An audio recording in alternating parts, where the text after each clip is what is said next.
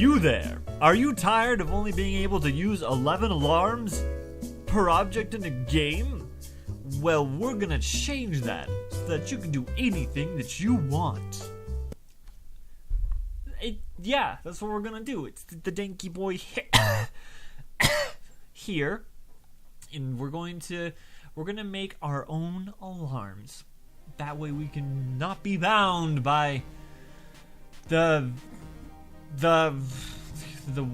alarms that the game maker people think that we should have to deal with. I've been thinking about this for a while, and this is theory, but it should work. So let's make it an object. This will be any object that you need more than 12 alarms for. So we're gonna call this object alarm. And what we're gonna do in the create event, we are going to add some code. Basically what we're going to be doing is making an array of variables, and each of those are going to represent a different alarm. So we're going to say my alarm because it's our alarms, not the game maker people's alarms, our alarms. And we're not going to do that. We're actually going to start a for loop where we're going to say I equals 0, I is less than, and then how many alarms we want. We are going to want, I'm going to put 100. We want 100 alarms because that's going to be a lot of alarms.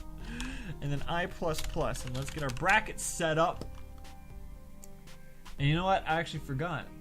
Let's make it bigger. Preferences. Boop, boop, beep, boop, boop. Font. Size. What? What is this? We're supposed to be able to font? Oh, maybe this is how we do it. Oh yeah, let's go ahead and make this 16 because this is what we want. Okay, cool. Yay! It's a biggie now. Wonderful. I've been doing tutorials for a little while now, can't you tell?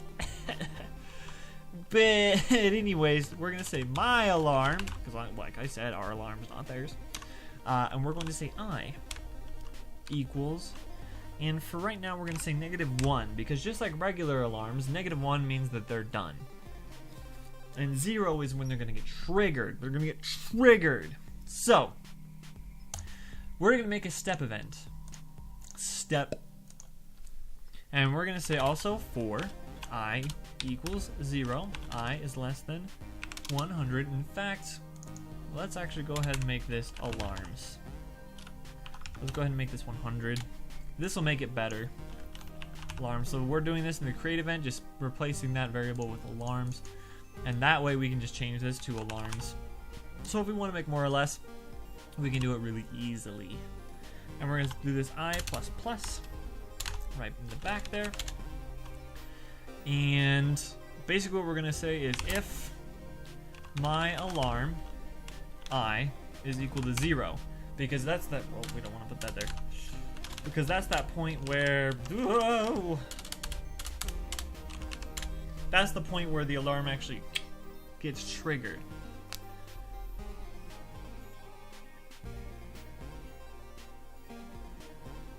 But we don't need any of this. My goodness. Let's just delete this all. We got a better way to do it. We're gonna say alarm 0. And then this is what's gonna happen when alarm 0 goes. We're going to show debug message. Wonderful. Show degub message. Say alarm. You know what? No, this goofy. We had it right before. Let's go Control Z. Control Z. Lots of Control Z. For what we're doing, we're just gonna say show debug message, and we're gonna say alarm space. We're gonna say string. Yes, that was correct. String. We're gonna say I. And let's go another thing at the end, and let's just say is done. All right. So basically then, oh, I know what we were doing. Oh my heavens. Let's take this away. I'm losing my mind. All we're doing is not even that. What the heck? This is what we're doing. Scratch that. Alarm. If my alarm I is greater than -1, my alarm I minus equals 1. That's what we were doing. That's all that we were doing. I'm losing my train of thought because like it's one of those videos where like I've been thinking about it and I'm like, yeah, that should work, and we start going and it's like, okay, this is what this is gonna do. Okay, so let's go ahead and just go a draw event. So we want to take a look at our alarm so we can kind of see what's happening. We're gonna do the same thing. I equals 0, I is less than alarms, I plus plus, and right here we're just gonna say draw text, and this will be not X. We're gonna go ahead and just make this like 30, and the Y we're gonna make it 20 plus I times 20, and then the string is going to be just I. Let's go ahead and put string in there, I. And we're going to say no, because this is not correct. This is actually going to be alarm. Let's put a little bit of a colon there, put a plus, except we don't want the colon. Alarm that plus, all right, a colon space. My goodness, this is what happens though also when you don't get much sleep and then you try and do a tutorial. It's bad. And then what we need to do is we want to say my alarm I, and this will want to be in string as well because things will be crashy and it will be bad. So that's that. Okay, basically we're gonna get to see each of our alarms now. So let's make a room. Let's put our object in there, pop it in. For right now there's 100 alarms, so that means the height of this room needs to be at least like 2,000, which we don't want that. So maybe let's go ahead and make this 12. Do you think we can get away with it? Because then the room just needs to be 100 tall. It doesn't super matter. We don't really need 100. We can probably put it down to 50 if we really need to. In fact, we might do it anyways. Since this is the first time we're running the game, it's going to take a while, even though it's one object in one room that's mostly empty. Oh wow. I mean, at least it squishes it down for us, but they all equal 0 because so far none of them are doing anything. But let's go ahead. I want to go and change this to 50, which means we can half our room height. We can put this back to like, what is it, 750, whatever, and we can do this. And then what this allows us to do is actually see all of our alarms. So here we go. We have 50 alarms. Each of them go like this. So now what we can do is we'll go in the beginning here in our create event, and we're, instead of putting -1, we're going to say I random range, and we're gonna put it to like 30 for like 1 second, or like 30 seconds. So like 30 times 30, which is 3 by 3, 900 right there. So we're gonna start out alarms all in different places, so that way they're all gonna go down the same rate in different ways. And right here you see they're all going down. Some of them are finishing up already. Some of these are kind of long because you know it's 30 seconds that we put it up to. But you see that they're stopping at 0. So this is what you would now do if you wanted things to like be done. So yeah, so we're gonna go ahead, and now they're all done. All the alarms are done, which is cool. So now the idea is in your step event, we're going to say, in here we're going to put some notes that say, this is going to be manage alarms, just so we can keep track of that and go there. That way that's there, and then we can say, oop, this is where we go, alarm 0. This is what we're going to say, if my alarm 0, not O, 0, equal to 0. And this is what we want to do. This is where we're going to say show debug message. And we're going to say alarm space plus string 0 plus, and then finished. Just like that. So this would be your whatever happens when the alarm is done. And that, so for us, we're just doing a debug message because that is something that we will be able to see, but it could be whatever you want it to be. So we can take a look down here and it says nothing is getting triggered.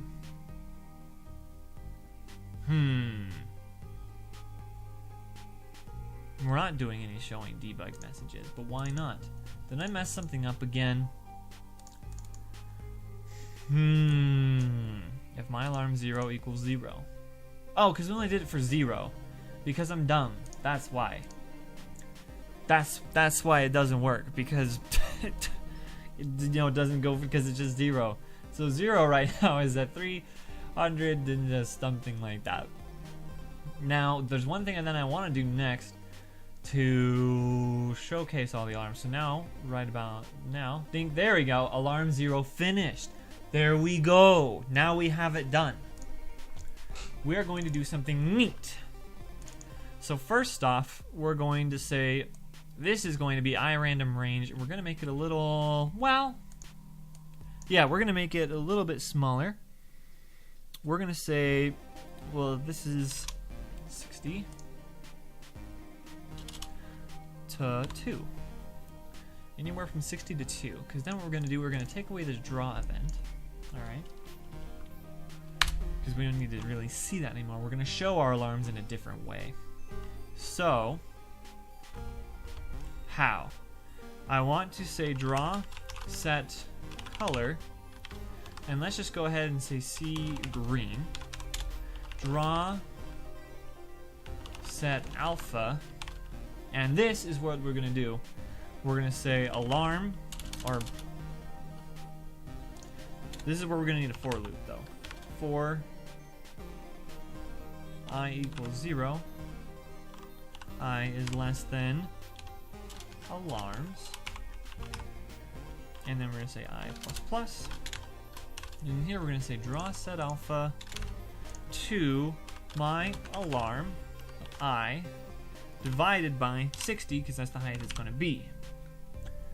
Now I want to go ahead and make the room 576 by 576. Well, because we have 50. We have 50. If we actually go ahead and make 64 alarms,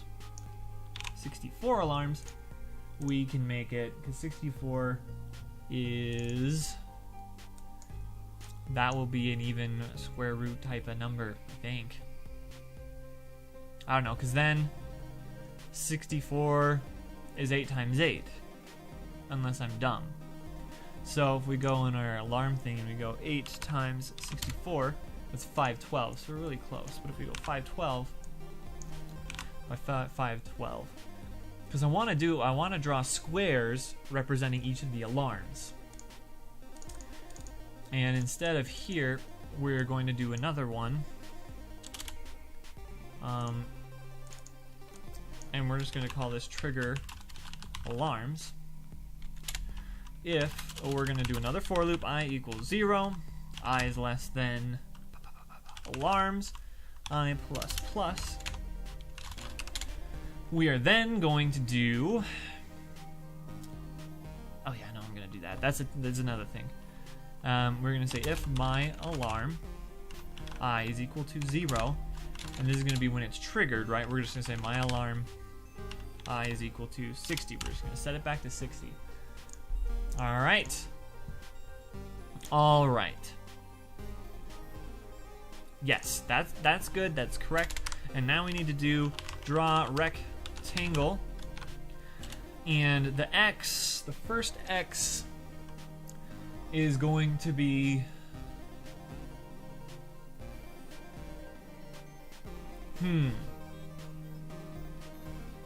what is the first X gonna be? Okay.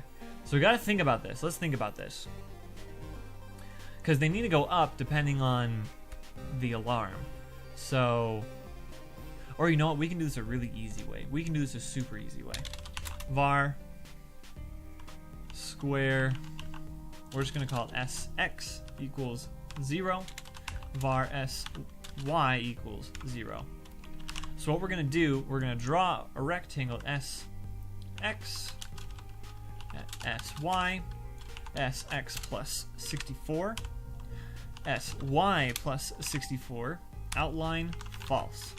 And then every time we loop through, we go ahead and we say sx plus equals 64. All right, and then we say if sx is equal to 512, our room width, we are going to say sx back is equal to 0 and sy plus equals 64. That's how we're gonna do it.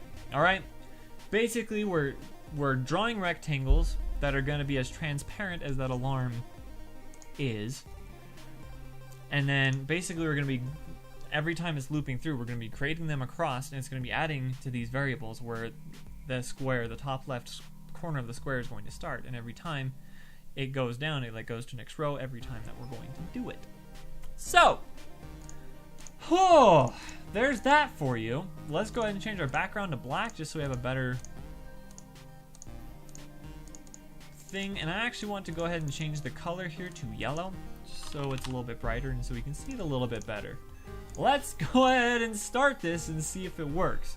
Now this is just a visual representation of the alarms, but of course you can use them for whatever you want. But as you can see, this is what it is. It's pretty cool. It's kind of fun to look at. But this is representing all 50 or 64 of our alarms. So right now we're using them just to draw squares, but you can use them for all kinds of things. But the most useful thing I think would be is for like AI, behavior and stuff like that. Because especially how complicated you're getting, I've been working with AI and stuff a lot lately, and you can there's a lot of different events and and triggers and stuff like that. So you may want to expand the number of alarms that you're using. So this is a good way to do it, is just using this kind of setup. And what's also cool is that you can condense this stuff into scripts. For instance, we can go ahead and do that actually. So we can do ser setup custom alarms. That's kind of a long name, but we're gonna go ahead and just copy this, put it down here, and we're going to just say alarms. And then what we can do is we can go in here and we can just copy this. We can copy this. There we go. And then we can come in here, we can paste it, except alarms is now going to equal argument. Whoa! Argument 0. All right. And then what, of course, you might want to do is set these all to -1.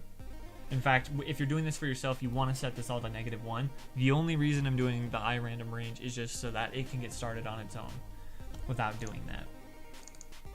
But anyways, now we can take this and we can say ser setup custom alarms, and then we can say 64, and then we can just put that there. And then we can do the manage alarms.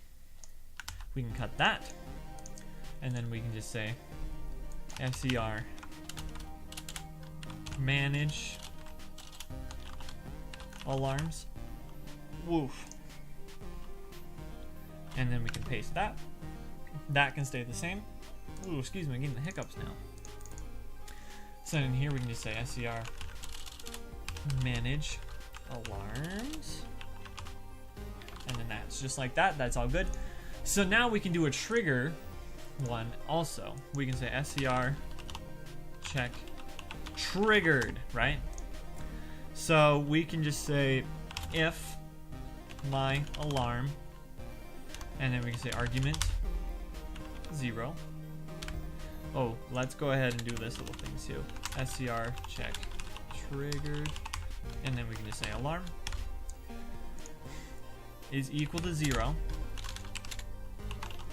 Return true. Else return false. There we go, and that's all we need to do. Because then we can go in here, we can say object alarm, and we can say trigger alarms. Now we can just say if scr manage or scr check triggered, and then we can just put I in there. Then we can say my alarm I equal to 60. So that way, if you use like scripts like this, it'll make it really easy to implement to different objects and things like that to use this new alarm system rather than the old limited one. Because then anytime you want to check an alarm, you can just have one step event that has all the things in it, or you can just have separate step events, like separate codes. Like for instance, I would have this one and I would say alarm 40, right? And then I'd say if and then I'd say scr if scr check triggered, and then we would put a 40 in there because it's alarm 40, right? And then we can do something like fire a bullet, go this way, go that way, whatever you want to do. That's how you kind of set this stuff up from now on, because then you could have your alarms in order and stuff like that. It can get pretty big because of, I mean, if you really want to do a lot, like say 64. Now I don't know what you'd use 64 alarms for, but you know, you never know. But that will do it for this tutorial. So thank you so much for watching, and please leave a like if you enjoyed it, and subscribe if you want to see more of this crap. As for me, I'll see you guys next time. Adios.